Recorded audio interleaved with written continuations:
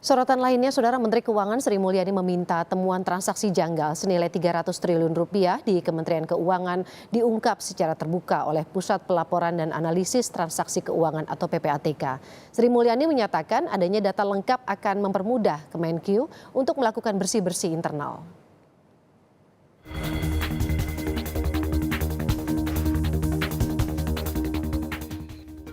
Menteri Keuangan Sri Mulyani buka suara soal temuan transaksi janggal sebesar 300 triliun rupiah di Kementerian Keuangan.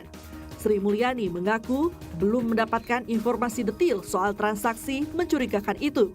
Ia pun meminta Pusat Pelaporan dan Analisis Transaksi Keuangan PPATK membuka rincian transaksi itu kepada publik.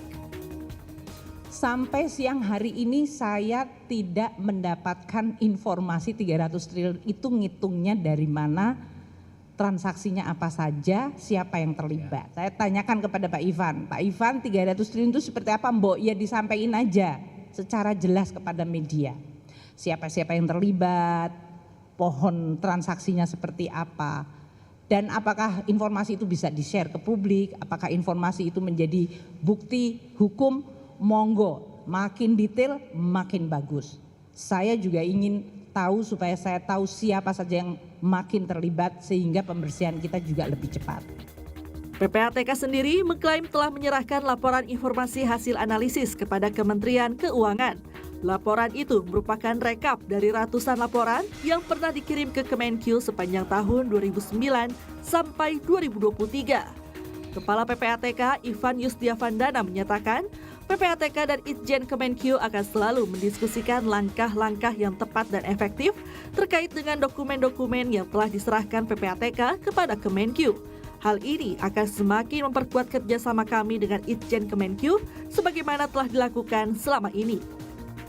Pakar Hukum Tindak Pidana Pencucian Uang Yenti Garnasih menilai dugaan transaksi janggal dan laporan kekayaan penyelenggaraan negara LHKPN sejumlah pejabat Kemenkyu yang memiliki harta kekayaan tak wajar justru dapat menjadi pintu masuk untuk menelusuri dugaan tindak pidana pencucian uang.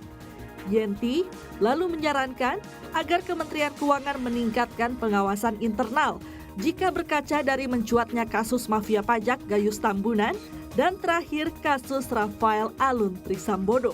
Kejahatan pajak juga termasuk kejahatan yang masuk dalam kejahatan asal pencucian uang. Artinya apa? Kementerian-kementerian yang ada LHKPN-nya harusnya juga bagian legalnya mempelajari apa sih gunanya LHKPN, kemudian mempelajari apa sih yang namanya PPATK.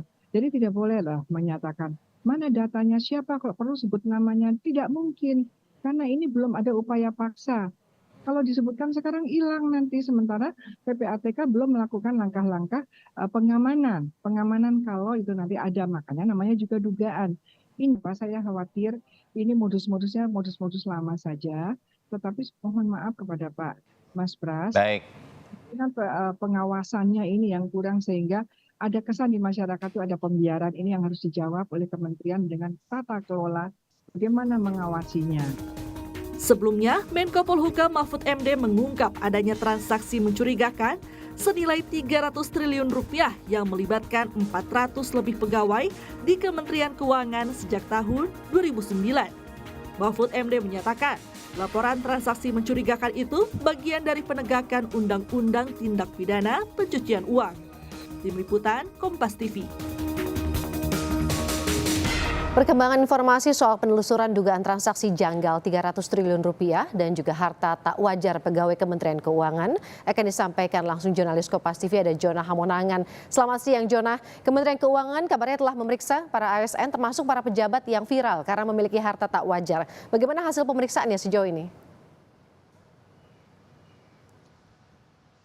Ya, untuk pemeriksaan masih terus dilakukan oleh Inspektorat dari Kementerian Keuangan, di mana fokusnya adalah memeriksa 69 pegawai yang terindikasi memiliki LHKPN yang tidak wajar. Jadi ini dimasukkan dalam kategori high risk. Jadi ASN yang memiliki risiko tinggi. Mengapa dikatakan berisiko tinggi? Dikarenakan memang ada transaksi tidak wajar ataupun ada laporan yang valid mengenai mungkin ada transaksi dana yang mencurigakan. Nah, mengenai ada pemeriksaan, jadi memang saat ini sifatnya masih disebut dengan klarifikasi dan ini sudah dilakukan dari minggu lalu. Jadi sudah ada pejabat kurang lebih mungkin ada sekitar 10 pejabat yang dipanggil oleh Kementerian Keuangan, tapi ketika kami tanya siapa saja nama dan jabatannya dari pihak internal tidak memberikan, dikarenakan memang ini masih menunggu pemeriksaan. Bila nanti setelah dilakukan klarifikasi ditemukan adanya temuan yang tidak wajar ataupun ditemukan adanya indikasi pencucian uang, maka akan masuk ke langkah berikutnya, apakah ini masuk ke pelanggaran pidana ataupun ada langkah lain. Dan juga nanti ada tindakan indisipliner kepada 69 pegawai yang memiliki resiko tinggi yang terbukti melakukan tindakan seperti tindakan koruptif. Dan mayoritas dari mereka adalah merupakan karyawan dari Ditjen Pajak dan Ditjen Bea Cukai. Nah, mengenai adanya transaksi yang disebut oleh Menko Polhukam sebesar 300 triliun, memang dari pihak Kementerian Keuangan mengatakan ini masih dilakukan penelusuran dari PPATK, dan nanti ketika dari PPATK sudah mengeluarkan data secara real adanya transaksi yang ilegal yang dimulai dari tahun 2009 sampai 2023 sebesar 3 triliun, maka nanti akan diungkap dan akan dicari tahu. Tapi memang ini perlu tegas bahwa yang disebut 300 triliun adalah ini merupakan tindak pidana pencucian uang, bukan tindak pidana korupsi. Dan saja terkait ada dua kasus, yang pertama adalah pemeriksaan 69 pegawai, harta kekayaannya tidak wajar, yang kedua adalah temuan dari 300 triliun. Jadi memang dari pihak dari internal Kementerian Keuangan masih melakukan penelusuran, namun fokus utama yang dilakukan pertama adalah melakukan pengecekan atau klarifikasi terhadap 69 pegawai yang ditemukan memiliki harta kekayaan tidak wajar, dan pemeriksaan dilakukan terus-menerus. Mungkin ini akan berlangsung sampai sebelum masuki minggu bulan puasa. Woro. Lalu ini kan ada 69 diduga yang kemudian memiliki harta tak wajar seperti itu, dan juga sebelumnya Menteri Keuangan meminta PPATK untuk membuka secara gamblang siapa-siapa saja dan transaksi seperti apa yang diduga ini terjadi kejanggalan sejak 2009. PPATK sendiri sudah ada informasi terkait nama-nama atau mungkin siapa yang menjurus ke arah mereka yang memiliki transaksi tidak wajar, Jonah?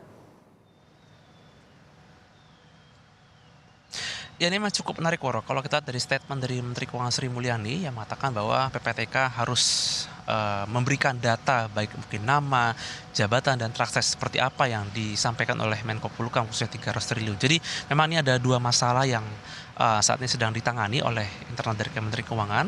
Yang pertama adalah untuk 69 yang memiliki LHKPN tidak wajar, yang kedua adalah temuan sebesar 300 triliun. Nah, untuk pemeriksaan dilakukan PPATK ini memang masih fokus untuk yang 300 triliun, sedangkan untuk yang 69 pegawai yang ada di internal Kemenkeu ini memang lebih dilakukan pemeriksaan oleh dari pihak dari Itjen Kemenkeu. Nah, untuk pemeriksaan yang dilakukan secara perseorangan atau yang disebut oleh Kemenkeu disebut dengan klarifikasi, ini fokus kepada pemeriksaan terhadap 69 pegawai yang memiliki harta tidak wajar. Nah, untuk yang 300 triliun ini memang masih menunggu dulu data yang dikeluarkan dari PPATK. Bila nanti dari PPATK sudah mengeluarkan dari data yang real, baru mungkin nanti akan ditindaklanjuti oleh Kementerian Keuangan. Apakah nanti akan dilakukan seperti klarifikasi sama seperti 69 pegawai atau tidak. Tapi memang fokus utama adalah menunggu data resmi dari PPATK, baik mungkin data, sumber, dan juga terkait dengan tindak pidana atau kemungkinan tindak pidana dilakukan. Yang kedua adalah melakukan klarifikasi seperti yang dilakukan pemeriksaan yang dilakukan mulai minggu-minggu ini terhadap 69 pegawai yang memiliki LHKPN tidak wajar ini. Jonah, ini temuan janggal 300 triliun ini kan terbuka setelah adanya kasus Rafael Alun. Bagaimana kelanjutan dari kasus Rafael Alun sendiri? Ya, dari informasi yang kami dapat untuk RAT sedang dalam proses untuk dipecat, dan tentu saja ini merupakan bukti atau komitmen dari Kementerian Keuangan untuk melakukan bersih-bersih khususnya terhadap pegawai atau ASN yang nakal. Nah, untuk proses pemecatannya ini memang saat ini memang untuk surat menyurat atau proses masih sedang dalam dilaksanakan, dan tentu saja kami masih menunggu kapan resminya akan dipecat.